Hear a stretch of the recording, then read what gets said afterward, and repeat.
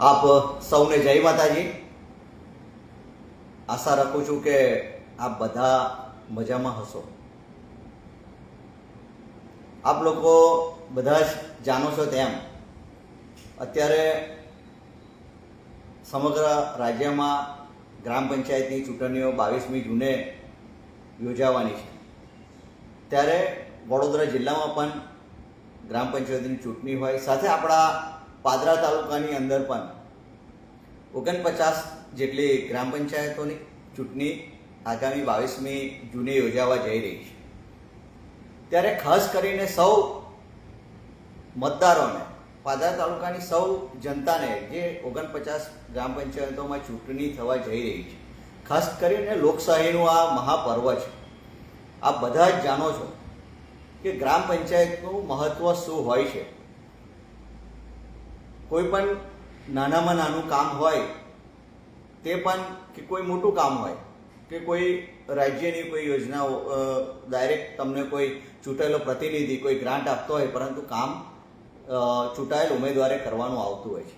એટલે ખાસ કરીને જ્યારે ગ્રામ પંચાયતની ચૂંટણી હોય છે ત્યારે એક તો ગામમાં તમામની એકતા બની રહે, સંપ બની રહે।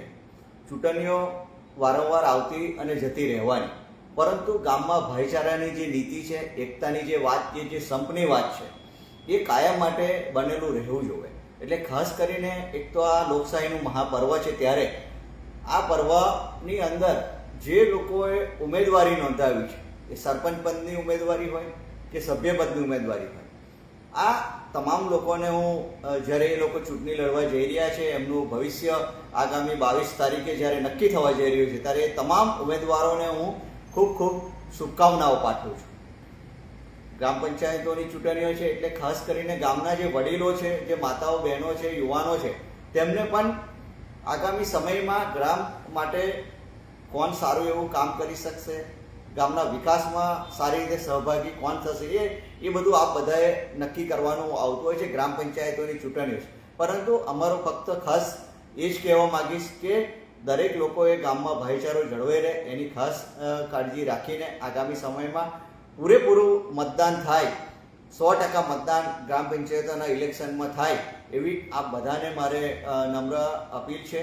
સાથે આપ બધા જ આ લોકશાહીના મહાપર્વમાં સારી રીતે જોડાઈને મતદાન 100% મતદાન કરશો અને ગામમાં ભાઈચારો જળવાઈ રહે, એની જવાબદારી ખાસ ચૂંટણી લડતા આપણા તમામ ઉમેદવારોની પણ છે કે ભાઈચારા અને સમથી ચૂંટણી લડાય।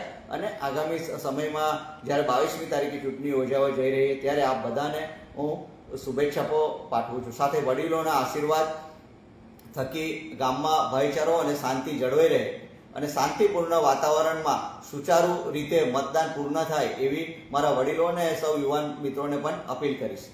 જય હિન્દ, જય ભારત, સૌને જય માતાજી।